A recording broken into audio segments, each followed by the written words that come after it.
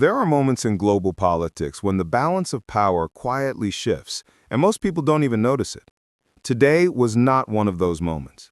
Today, the world saw something unmistakable. One of the richest economies on earth, the United Arab Emirates, has put its faith, its capital, and its strategic future in the hands of Mark Carney. This was not symbolism. This wasn't courtesy. This was the UAE placing a multi-billion-dollar geopolitical bet on Canada. And at the same time, something even more dramatic was unfolding beneath the surface.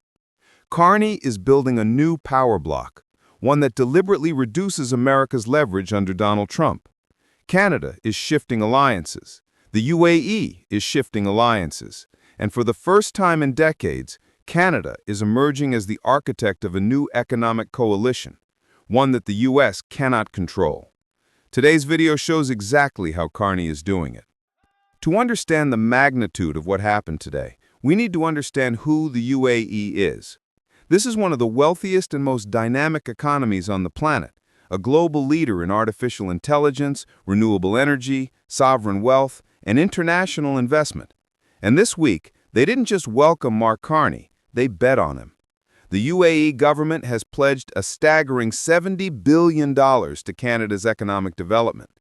This is more than any European nation invests, more than any Western ally invests, more than America invests. The world's richest economy just said loudly and clearly, Canada is our next major strategic partner, and Mark Carney is the leader we are choosing to work with. This isn't media spin. This isn't speculation. This is geopolitical fact. Carney has done something no Canadian leader before him has managed. He has built deep structural trust with one of the most influential economies in the world. He secured a long-stalled investment protection agreement, a legal framework that opens the door for decades of investment into Canadian ports, critical minerals, energy projects, and national infrastructure. No wealthy nation commits long-term capital without absolute confidence in the leadership on the other side, and they gave that confidence to Carney. On top of that, Carney and the UAE accelerated plans for a full, comprehensive free trade agreement between the two countries, one of the fastest timelines ever attempted. This is not normal diplomacy. This is urgency. This is momentum. This is ambition, recognizing ambition. The UAE did not choose Europe. They did not choose the United States. They did not choose Asia. They chose Canada because they trust Carney's vision. So we're doing two things here principally, apart from meetings with government officials, the private sector investors. The first was to sign what's called the FIPA, Foreign Investment Promotion and Protection Agreement, which basically does what it says, which is to protect investors both ways. And provide certainty for the investment environment. And then secondly, and very importantly, we agreed yesterday, the president and I agreed to launch a free trade agreement process known as the CEPA. So it's broader than free trade. It would include digital and other aspects of trade. Beneath the surface, this story becomes even more explosive. Carney has been preparing for a world where the United States, under Donald Trump, becomes unstable, unpredictable, and hostile to Canadian interests. So he is moving strategically, building a coalition that stands outside America's orbit.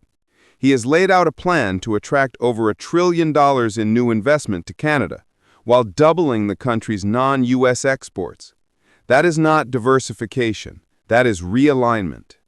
Canada is shifting its dependence. Canada is shifting its alliances. Canada is shifting its center of gravity, and the UAE is the first founding partner in this new economic bloc. This is how you shield a country from the chaos of American politics. This is how you create leverage. This is how you future-proof a nation. What happened behind closed doors was even more revealing than the public announcements. Carney and the UAE leadership held a series of private, high-level discussions on long-term strategy, the kind of quiet conversations that shape the economic direction of nations. These talks centered around energy security, AI leadership, critical mineral supply chains, north-south trade routes, and the creation of a new investment corridor between Canada and the Gulf. These are areas where the UAE is aggressively expanding, and Canada has what the world needs: resources, stability, and advanced technology. And here's the part that truly marks a shift in global alignment. The United States wasn't in the room. Trump had no seat at the table. For decades, any major Canadian international negotiation was done with the assumption that Washington's approval, involvement, or oversight was necessary. Today, that era is over. Carney and the UAE are mapping out long-term cooperation without waiting for Washington's permission, influence, or direction.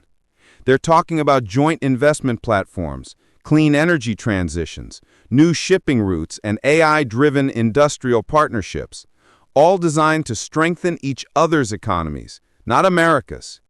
This is what a new power bloc looks like. This is what autonomy looks like. This is what happens when a leader decides that Canada's future cannot be tied to the volatility of Trump's America. Carney isn't reacting to Trump. He's building around him. He's building past him. He's building without him. And that quiet independence is the strongest indicator yet that Canada is stepping into a new era, one where its alliances are self-chosen, not inherited.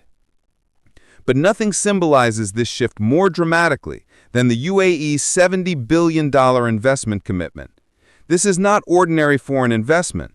This is geopolitical anchoring. This is one of the richest nations on earth saying, "We want our money in Canada. We trust Canada's leadership. We believe in Canada's future." This is how economic alliances form. This is how power blocks are born. And this is why Trump, for the first time, is not at the center of someone else's strategy.